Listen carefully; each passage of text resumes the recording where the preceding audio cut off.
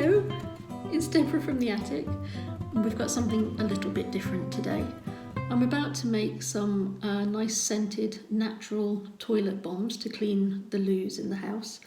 And I thought I would share what I make with you because it's nice and easy and straightforward. It might be something you're interested in. I prefer to use natural cleaners to industrial cleaners if I can. And most of the time, if you have lemon and white vinegar and maybe bicarbonate of sodium, you can do an awful lot to keep your house clean naturally. This is a spray bottle with a flyaway spray in it, just as an example, just to show you the sorts of things that you can make. And this is a mixture of witch hazel, cider vinegar, eucalyptus and rosemary essential oil in a little spray bottle. And this is a much nicer way to try and deter flies from staying in your house than any of the horrible fly sprays that you can get. And you know exactly what's in this. Once I've made my toilet fresh bombs, this is the jar that I'll store them in. This was an old preserves jar, but the ring around the top had got corroded and got a bit rusty, so I've decided to use the jar in another way. And I like to mark on my jar or on my labels exactly what the ingredients are in what I've made. So for this one, it's going to be sodium bicarbonate, citric acid, and then 3 essential oils. There's going to be lemon in there and some rose and lavender. You can use any essential oils really, but those 3 make a particularly nice smell. I've got myself a little china dish, and into that I'm going to weigh out 250 grams of sodium bicarbonate. This is what sodium bicarb looks like if you haven't seen it before.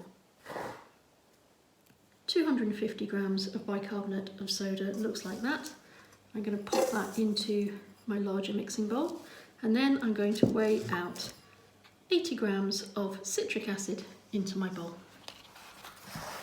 And citric acid looks a little bit like sugar or salt, it's a little bit more powdery. 80 grams of citric acid looks like that, and that also goes into my big mixing bowl. So that's my mix of sodium bicarbonate and citric acid all ready. The next thing I want to add are my essential oils, and to this volume I'm going to add 30 drops altogether, and I'm going to add 10 each of my rose, my lemon and my lavender. These smell absolutely lovely. 10. I think 11 snuck out. This is lemon.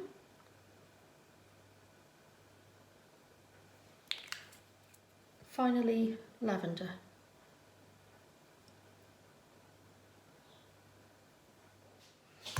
I'm going to use a spoon just to mix those drops in. And then the next thing I'm going to add is water, but it's important that you spritz the water in. Oh, the scent is lovely. It smells really, really nice. And if you get a waft of the rose, it smells like Turkish delight. The next thing I'm going to do is spray water onto my powdery mix. The reason that you spray the water on is because you don't want to add too much. You just want to spray on enough and get it fairly evenly distributed to allow you just to form this into a shape. So it's a few little sprays. Can you hear that fizzing? I want to just keep adding the water until this powder will allow me to form a little ball if I roll it in my hands. So I need some more.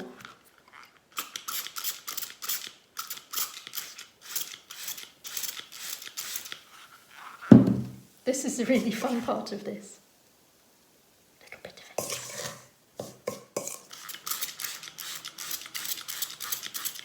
Now if I crush this with the back of my spoon, I can see if it's ready to shake, and it's not yet. I have this spray set to a very fine mist, but I'd rather take longer to add the water and get it right than over add.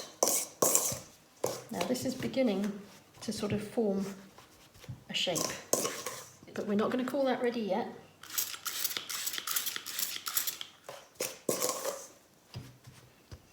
Now can you see on my spoon it's beginning to stick to the spoon, so it's beginning to take on a shape. That's just about right actually. So if I squeeze it in my hand, let me do that again with a hand that you can actually see. It's a bit like when you squeeze together a snowball, you know, it sort of takes on the shape of your hands or your fingers around it, that sort of readiness.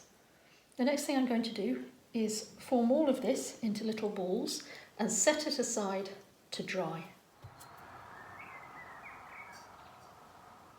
There we go, I've rolled up about 20 little balls. If you want, you could add food colouring to them, that would be absolutely fine. I haven't on this occasion because I haven't unpacked the food colouring, I don't know where it is. The other reason that I quite like these is that they're completely natural, which means that they're very good to use down our fosse septique toilet. We're not on mains drainage here, so you have to make sure that any toilet cleaning that you do uses natural materials that won't, or natural products that won't damage your fosse. So what I'm going to do now is leave these to dry overnight. As they dry, they will puff up. You might be able to detect them already sort of puffing up a little bit. That's okay, that's the natural action of the ingredients. So they will always finish up a little bit bigger than the size you first started with. Once they've dried overnight, you'll be able to drop them into a container and then store them beside your loo and drop these in no more than once a day. I actually find one every 2 or 3 days is all that I need.